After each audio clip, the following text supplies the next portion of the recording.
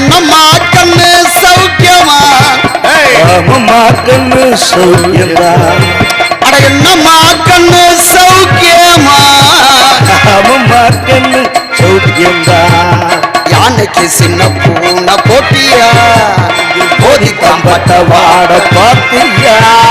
யாருக்கும் அஞ்சிடாத சிங்கன்னா ரசி பாருங்க மங்கிடாத தங்கந்தா.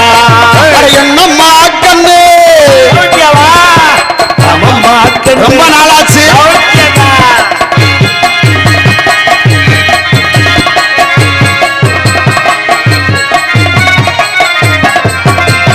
வெள்ளிப்பான என்னிடத்தில் கொட்டி கிடக்கு, எறும்பைய உன்னிடத்தில் என்ன இருக்கு? நம்புகிற உள்ளம் இருக்கு, தவறாய் வாழுகிற உள்ளம் இருக்கு. சத்தியத்தை நம்பி லாபமில்ல தம்பி, நிச்சயமா நீதி வெல்லும் ஒரு தேதி. உன்னாலதாகாது அது வேறாது, கொஞ்சம் தான் இருந்திருக்கு மிச்சமே கட்டும். என்னம்மா கண்ணு சௌக்கியமா? ஆமாமா கண்ணு சௌக்கியதா. என்னம்மா கண்ணு சௌக்கியமா? ஆமாமா கண்ணு சாய்க்கண்ணு.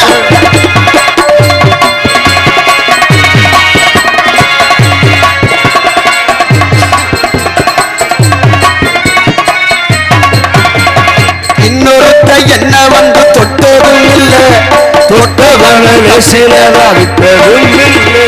இன்னொருத்த என்ன வந்து தொட்டதும் இல்ல, தொட்டவன சிலதா விட்டதும் இல்லை. மீசையில மண்ணு ஒட்டினதா எண்ணு, மீசையில மண்ணு ஒட்டினதா எண்ணு. காதே பேசாதே, நம்ம கிட்ட போட்டு நீ தப்பு தாளமா. என்னம்மா கண்ணு சௌக்கியமா? ஆமாமா கண்ணு சௌக்கியங்க. என்னம்மா கண்ணு சௌக்கியமா? ஆமாமா கண்ணு.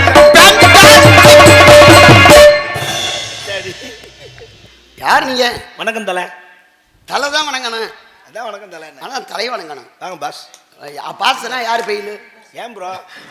ஓம் ப்ரோ இல்ல, பறக்கும் ப்ரோ. என்ன ப்ரோ? ஆனா யார் நீங்கன்னு சொல்லவே மாட்டேங்கிறீங்க. நீங்க தான் சொல்லணும். நான் தேவலோகவாசி. நான் பூலகவாசி. நாங்களாம் தேவர்கள். நாங்களாம் நாய்க்கிறோம்ல. பிரச்சனை உண்டு பண்ணிடாதையா? சங்கத்துல வேற கட்டுப்பாடு போட்டிருக்காங்க. நீங்க யாரு? நாரத மகரிஷி. இருக்கட்டும் இருக்கட்டும், தப்பு இல்லை. என்ன இருக்கட்டும்? தப்பு இல்லை, பேர்களும் சொல்லுங்க. நாரத மகரிஷி. எந்த நாரதர்? இந்த தேவலோகத்தில் வசிக்கக்கூடியவர்.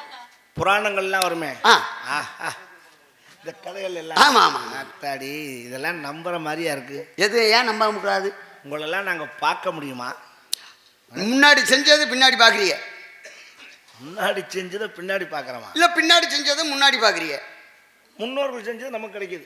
அதுதான் பெரிய விஷயம். இப்ப சொன்னீங்களா இல்லையா? பாட்டம் யாரு யாருக்கு சொந்தம் எதுக்கும் இல்லைன்னு.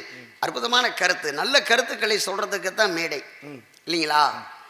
இப்போ ஒரு கணவன் இறந்து போயிட்டாருன்னா மனைவி உடனே செத்து போயிடுவாங்களா? சும்மா சொல்றது அதெல்லாம் டுபாக்குரு வேலை. இல்லை மகங்காரன் தான் செத்து போயிடுவானா? ஒன்றும் கிடையாது. நம்மளை பெற்றாரு, படிக்க வச்சாரு, வளர்த்தாரு, ஆளாக்கினாரு, கல்யாணம் பண்ணி கொடுத்தாரு, அப்பன் செத்து போயிட்டாரு அப்படின்னு அவன் செத்து போயிடுவானா? ஒன்றும் கிடையாது. மாயை தான். 2 நாளைக்கு அழுவேன், 3 நாளைக்கு அழுவேன், அவ்வளோதான்.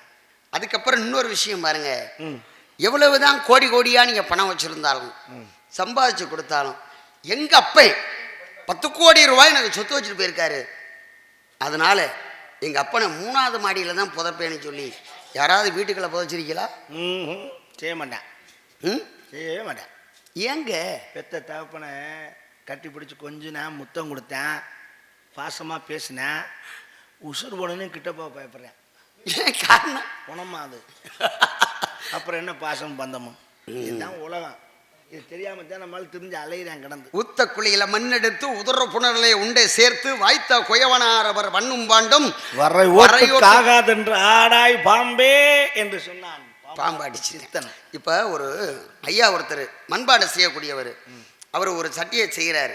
நம்ம வாங்கிட்டு வர்றோம், அதுலேயும் முக்கியமாக பொங்கலுக்கு வாங்கிட்டு வருவோம், மாட்டு பொங்கலுக்கு. ஆமாம். ஏன்னா அந்த ஆயங்கலச்சோறுன்னு ஒன்று கொடுப்பா, கேள்விப்பட்டிருக்கீங்களா? மாட்டு பொங்கல் வச்சு அந்த தழுக்கை ஏற்றி அதை பிசைஞ்சு ஆயங்கலச்சோறுன்னு ஒன்று கொடுப்பாங்க. அதுக்கு கூட அந்த காய்கறிகளை வந்து தாளிக்காமல் அந்த குழம்பு வைக்கணும், வச்சு கொடுப்பாங்க. அவ்வளோ அற்புதமாக இருக்கும்.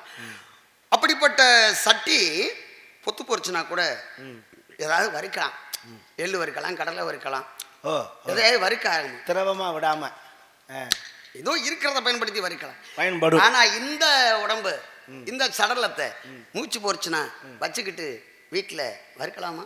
முடியாது. ஆனால் வரை ஓட்டுக்கு ஆகாதுன்ற ஆடாய் பாம்பேன்னா அந்த ஓட்டை சட்டியோட பயன்படும். இது பயன்படாதுன்னு சொன்னது ஒரு வகையில் நியாயம். ஆனால் இன்றைக்கி பயன்படுது. செத்ததுக்கப்புறம் கூட நம்மளுடைய உடல் உறுப்புகளை தானம் பண்ணால் நமக்கு பின்னாடி இன்னும் சில பேர் நம்மால் வாழலாம்னு கண் தானம், இருதய தானம், அற்புதம், சிறுநீரக தானம் இதை பண்ணுனா வாழ்வதற்கு வழி இருக்குன்னு விஞ்ஞானத்தில் கண்டுபிடிச்சிருக்கேன். உண்மை, நான் மறுக்க கிடையாது. ஏன்னு சொல்லுங்க, அதை கொடுக்கக்கூடிய மனப்பக்குவம் உங்கள்கிட்ட இருக்கணுமே. அது ஒன்று, கொடுக்கக்கூடிய மனப்பக்கம் இருக்கணும். கொடுக்குற அளவுக்கு உடம்ப சரியா வச்சுக்கணும். இவனே உசுரோடு இருக்கும்போது ஃபுல்லாக சரக்கு போட்டு கிட்னி எல்லாம் காலி பண்ணி வச்சுருந்தான்னா அப்புறம் அதுக்கிட்ட தானம் பண்ணி என்ன பண்ண யாருக்கும் பயனெல்லாம் போயிடும். அதனால தான் இருக்கும்பொழுது இந்த உடம்பை நீங்கள் பேசிக்கிட்டு நான் கேட்டுக்கிட்டு தானே, நான் யார் வந்தாலும் கவனிக்கிறனோ இல்லையோ, நீங்கள் வந்தால் உட்காந்துட்டு ஒன்று ஒன்றா சொல்கிறது அப்புறம் கவனிச்சுட்டே இருப்பேன். ஏன்னா மாமனை சந்திச்சு கொள்ளக்காலம் ஆச்சு. சரக்கு நிறையா. மாமா அந்த சரக்கு சொல்ல மாமா, மூர்த்தி சிறி, நீங்கள் என்ன அப்படி சொல்லியிருக்கீங்க, மூர்த்தி சிறிதாக்குன்னு கீர்த்தி வருது. ஆள் தான் சைஸ் கும்பிட்டு அம்பிட்டு விஷயம் உள்ளே கிடக்கு, அதெல்லாம் வெளியில் கொண்டுட்டு வரதே இல்லை. இந்த உடலுக்கும் பஞ்சபூதத்துக்கும் சம்மந்தம் இருக்குன்னு அழகாக பேசினார். கேட்டுக்கிட்டு தான் இருந்தேன். கழுத்துக்கு மேலே எது, கழுத்துக்கு கீழே எது, அழகாக சொன்னீங்க. இப்போ நான் கேட்குறேன், இந்த உலகத்தில் உயிர்களை படைக்கிறது யார்? பிரம்மா. காக்கிறது காக்கிறதையும் பாட்டேன் மறந்தானே. அழிக்கிறது சிவபெருமான். இப்போ உங்கள் அப்பா படைக்கிறார்ல, எதை அடிப்படையாக வச்சு படைக்கிறார்? ஓம் என்ற பிரணவ பொருளை அடிப்படையாக வச்சு இருக்கு. இந்த உடம்புக்குள்ள பஞ்சபூதம் இருக்குல்ல, இந்த பஞ்சபூதத்தையும் வச்சு தானே படைக்கிறார்.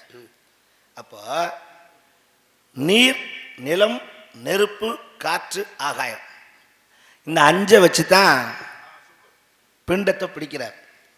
அப்படின்னா இந்த நீர், நிலம், நெருப்பு, காற்று, ஆகாயம் இந்த உடம்புக்குள்ள எப்படி இருக்கு அப்படிங்கிறத நம்ம தெரிஞ்சுக்கணும்.